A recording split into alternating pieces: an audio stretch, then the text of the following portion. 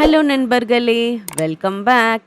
இன்னைக்கு நம்ம மெஸ்ஸி மசி சேனலில் ஸ்பைசி சிக்கன் கிளிக்கி தான் பண்ண போகிறோம். இது செய்யறதுக்கு நம்மளுக்கு ஒரு 250 கிராம்ஸ் ஆஃப் சின்ன வெங்காயம் வந்து தேவைப்படும். அதை நீங்கள் எண்ணெயில் போடும்போது நல்லா நுரைச்சே வரும். ஸோ நீங்கள் பயப்பட வேண்டாம். வெங்காயத்தோட அளவு குறையிற வரைக்கும் அது நுரைச்சி தான் வரும். ஒன்ஸ் நீங்கள் இஞ்சி பூண்டு விழுது சிக்கன்லாம் ஆட் பண்ணதுக்கப்புறமா உங்களுக்கு அந்த நுரைக்கிறது வந்து நின்றுடும். ஸோ இது இப்படி நுரைச்சி வர்றதுனால தான் இது ஷாம்பூ மேக்கிங் அப்புறமா வந்து சோப் மேக்கிங்லலாம் வந்து இந்த சின்ன வெங்காயத்தை வந்து யூஸ் பண்ணுறோம். ஸோ இந்த சின்ன வெங்காயத்தை நம்ம ஆட் பண்ணதுக்கப்புறமா நான் 2 டேபிள் ஸ்பூன் ஆஃப் இஞ்சி பூண்டு விழுது வந்து ஆட் பண்ணேன். ஸோ அதோட ரா ஸ்மெல் போனதுக்கப்புறமா தான் வந்து சிக்கனை வந்து நான் ஆட் பண்ணேன். சிக்கனை எப்போவுமே வந்து குழம்பு மாதிரி அப்படி இல்லைனா வந்து கிரேவி மாதிரி பண்ணி கொஞ்சம் எனக்கு போர் அடிச்சிருச்சு. இது வந்து கொஞ்சம் கிரேவின்னே சொல்ல முடியாதுங்க. ஏன்னா ரொம்ப ட்ரையாக சுக்கா மாதிரி தான் இருந்தது. ஆனால் டேஸ்ட் வந்து கொஞ்சம் நல்லாவே இருந்தது. யூஷுவல் சிக்கன் ரெசிபி தான். ஆனால் கடைசியில் ஒரு சின்ன ட்விஸ்ட்டோட பண்ணேன், அவ்வளோதான். ஓகேவா?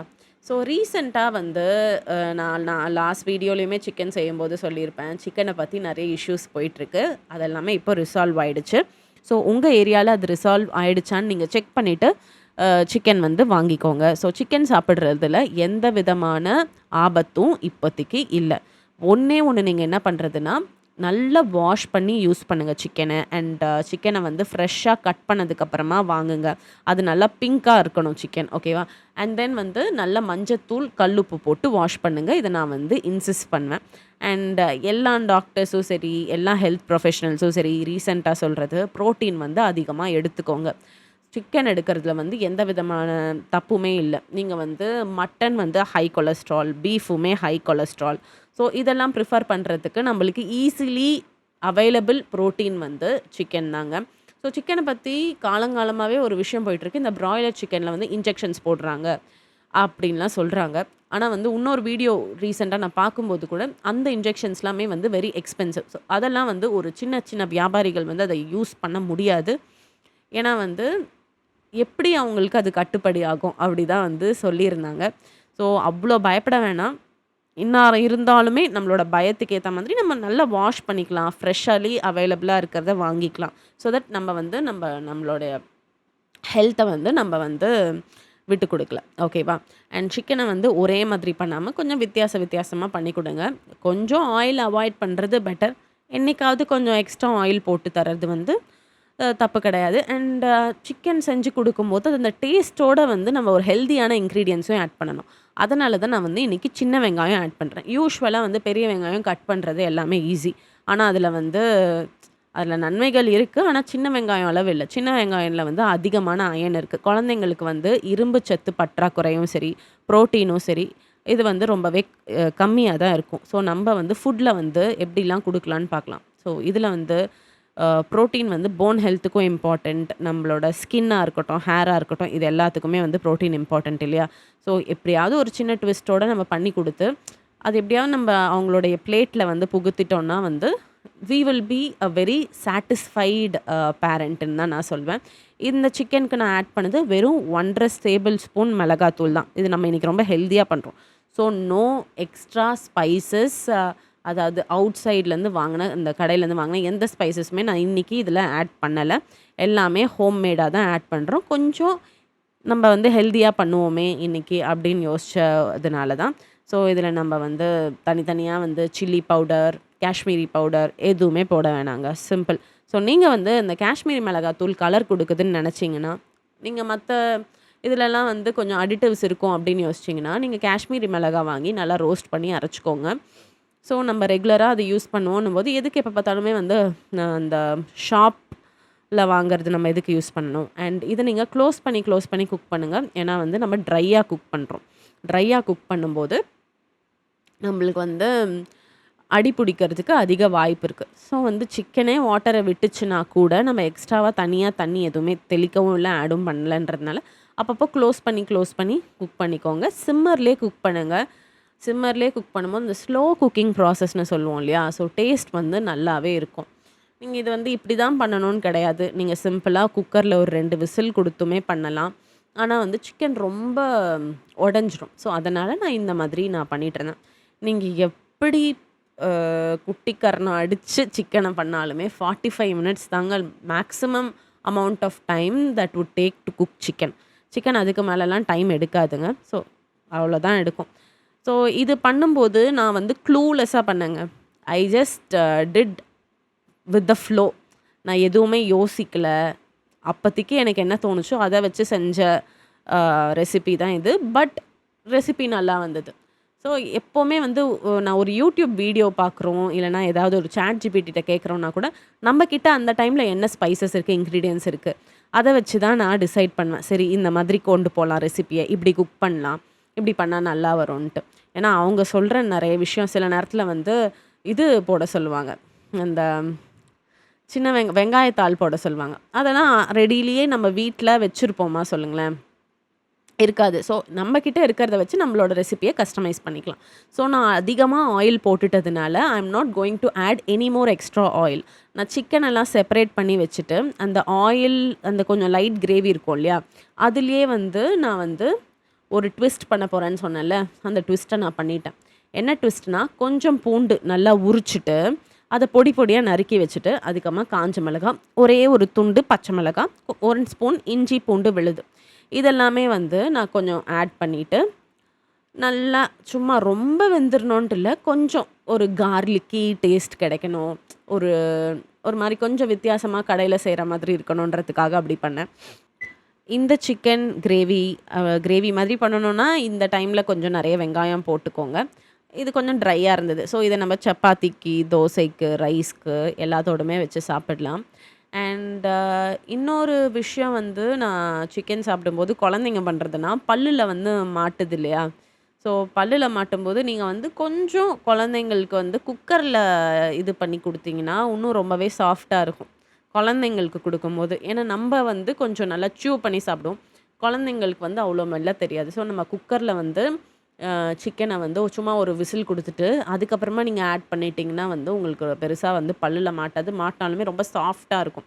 ஸோ வந்து அவங்க வந்து என்னெல்லாம் வச்சு ஒரு டிஷ்ஷை ரிஜெக்ட் பண்ணுறாங்களோ அதெல்லாம் நம்ம மினிமைஸ் பண்ணிட்டே வரலாம். சும்மா ஒரு சின்ன ஐடியா தான். ஏன்னா நான் நோட் பண்ணது, குழந்தைங்களுக்கு வந்து யூஸ்வலாக ஏதாவது இந்த நான்வெஜ் சாப்பிடும்போது இந்த பல்லில் மாட்டுறது, அது மாட்டிட்டா அதுக்கப்புறமா நெக்ஸ்ட் வாய் வந்து வாங்கிறது கிடையாது. ஆனால் சரி, இப்படி வேறு என்ன பண்ணுறது, நம்ம அவங்க வழியில் தான் நம்ம போக முடியும், நம்ம வழிக்கு அவங்க வரப்போகிறதில்ல. அண்ட் இப்போ வந்து நம்ம குக் பண்ணிகிட்ருக்கோம் இல்லையா, இது வந்து கொஞ்சம் நல்ல ரா ஸ்மெல் வந்து போகணும்.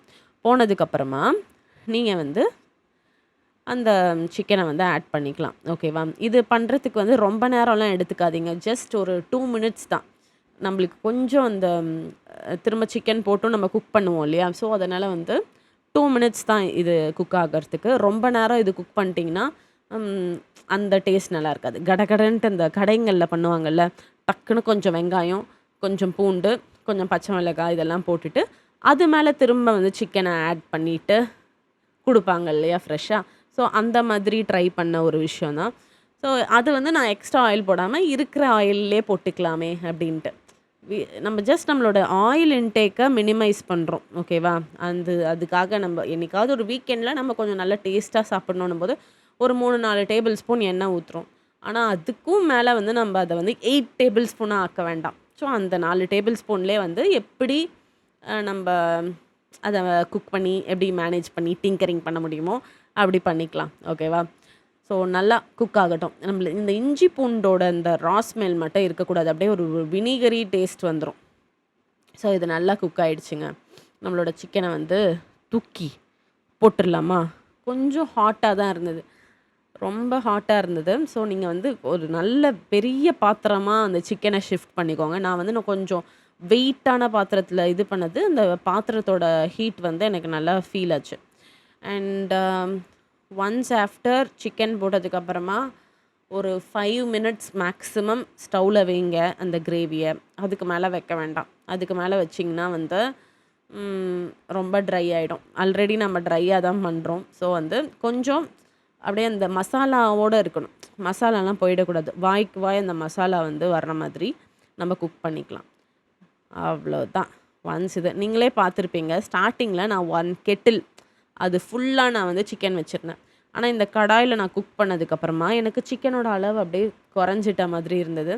ஸோ இது வந்து டேஸ்ட் அதிகமாகவே இருக்கும். ஸோ நீங்கள் வந்து 1/2 kg இல்லைனா வந்து கொஞ்சமா செஞ்சுட்டிங்கன்னா உங்களுக்கு பத்தாம போயிடும். செய்யும்போது நீங்க நல்லா தாராளமாவே செஞ்சுக்கோங்க. ரைஸ் வேணா கம்மி பண்ணிக்கோங்க. ஆனா நம்மளோட சிக்கன வந்து கொஞ்சம் எக்ஸ்ட்ராவாவே குடுங்களேன். நல்லாயிருக்கும். இது வந்து எங்க வீட்ல வந்து கொஞ்சம் டக்கு டக்குன்னு காலி ஆயிடுச்சு. ஏன்னா வந்து த டேஸ்ட் வாஸ் டூ குட்டுங்க. மஸ்ட் ட்ரை இது. கண்டிப்பா ட்ரை பண்ணி பாருங்க. ஸோ சிக்கன் பெப்பர் மசாலா கொஞ்சம் பெப்பரியா, கொஞ்சம் ரொம்ப அ காரமா இருந்தது இல்லையா? இதுவுமே ஸ்பைசினஸ் இருந்தது. பட் நாட் தேட் ஸ்பைசி அப்படின்னு தான் சொல்லுவேன். நான் வந்து சின்ன வயசுல அதாவது காலேஜ்லாம் போயிட்டுருக்கும்போது, எனக்கு வந்து எதுவுமே வந்து இந்த மிக்ஸ்டு ரைஸு எதுவுமே வந்து அப்படி ட்ரையா அமுச்சா நான் சாப்பிட மாட்டேன். அதனால ஒரு சில நாள் எங்க அம்மா வந்து கொஞ்சம் ஏர்லியாவே சிக்கன் எல்லாம் ரெடி பண்ணி வச்சுட்டு, முன்னாடியே வந்து மேரினேட் பண்ணி வச்சுருவாங்க. ஆனா எனக்கு வந்து காலேஜ்க்கு ஷி வில் குக் சிக்கனுங்க. சிக்கன் கிரேவி, பிரியாணி கூட நான் காலையில என்னோட பஸ் வந்து 6:45 before that she will cook me chicken gravy, chicken biryani இதெல்லாம் குக் பண்ணி எனக்கு குடுத்து அனுப்பிச்சிருக்காங்க. ஸோ ஸ்வீட் ஆஃப் ஹர்ல. ஆனா வந்து அந்த சிக்கன் கிரேவியுமே நான் வந்து பேலன்ஸ் வந்து திரும்ப வீட்டுக்கு கொண்டு வருவேன். அது எவ்வளோ காண்டாகும். ஆனா நான் அதெல்லாம் பண்ணியிருக்கேன். ஏன்னா நம்ம வந்து ஃப்ரெண்ட்ஸும் சாப்பிடணுன்ட்டு வந்து கொஞ்சம் எக்ஸ்ட்ராவாவே வந்து குக் பண்ணி அனுப்புவாங்க. ஆனா ஒரு சில நாள் ஃப்ரெண்ட்ஸ் வந்து இல்ல, இன்னைக்கு நாங்க நான்வெஜ் சாப்பிட மாட்டோம் அப்படின்னு சொல்லிடுவாங்களா. நான் ஒரு ஆளா எவ்வளோ சாப்பிட முடியும்? ஸோ நான் கொஞ்சமா சாப்பிட்டுட்டு எடுத்துட்டு வந்துருவேன். ஆனா நான் கொஞ்சமா எடுத்துட்டு போகும்போது, people will be very fond of my food. ஆனா நெறைய சரின்ட்டு நான் வெல் ப்ரிப்பேர்டா போகும்போது, யாரும் அப்படி சாப்பிட மாட்டாங்க. ஆனா பசங்க அப்படிலாம் கிடையாதுங்க. நான் வந்து என் காலேஜ் படிக்கும்போது பசங்களோட டேபிள பார்க்கணும் அந்த லஞ்ச் டைம்ல. ஸ்டாஃப் இருக்க மாட்டாங்க. அப்படியே ஒரு டிஃபன் பாக்ஸ்ல 10 கை உள்ள இருக்குங்க. எல்லாம் அடிச்சு புரண்டு சாப்பிட்டதுக்கு அப்புறமா, அந்த டேபிள் சுத்தி ரைஸு, ஃபுட் ஃபுல்லா ஸ்பில் ஆயிருக்கும். ஸோ அந்த மாரிலாம் நம்ம ஆனா கேர்ள்ஸ் பார்த்தீங்கன்னா, ஒருத்தவங்க ஸ்பூன ஒருத்தவங்க மாத்துனாலே, "இல்ல, இல்ல நான் சாப்பிடல" அப்படின்னு மூடி வச்சுருவோம். ஆனா the level of friendship that boys has is very wrong. ரொம்பவே வந்து ஓப்பனா, சண்டையுமே ஓப்பனா போட்டுடுறது. எல்லாத்துலயுமே வந்து ஒரு மாதிரி என்ன சொல்றது? ஒரு மாதிரி இருக்கும். வித்தவுட் எனி பவுண்டரீஸ் அப்படின்னு தான் நான் சொல்வேன். கேர்ள்ஸோட ஃப்ரெண்ட்ஷிப் எல்லாமே வந்து ஒரு அளவு வரைக்கும் தான் இருக்கும். எமோஷ்னலி பாண்ட் வந்து ரொம்ப ஷேர் பண்ணாலுமே, அவங்களோட ஃப்ரெண்ட்ஷிப் வந்து ஒரு லெவலுக்கு மேல வந்து பெருசா இருக்க மாதிரி எனக்கு ஃபீல் ஆகல. இப்ப வரைக்கும் பாய்ஸ் எல்லாருமே வந்து ரொம்பவே வந்து ஃப்ரெண்ட்ஸா தான் இருக்காங்க காலேஜ்க்கு அப்புறமாவும். ஆனா எத்தன கேர்ள்ஸ் அவ்ளோ ஃப்ரெண்ட்ஸா இப்ப வரைக்கும் அவங்க ஃப்ரெண்ட்ஷிப் நீடிக்குதுன்னு எனக்கு தெரியல. இந்த வீடியோ உங்களுக்கு பிடிச்சிச்சுன்னா, மறக்காம மெஸ்ஸி மர்சி சேனல லைக் பண்ணுங்க, ஷேர் பண்ணுங்க, சப்ஸ்கிரைப் பண்ணுங்க.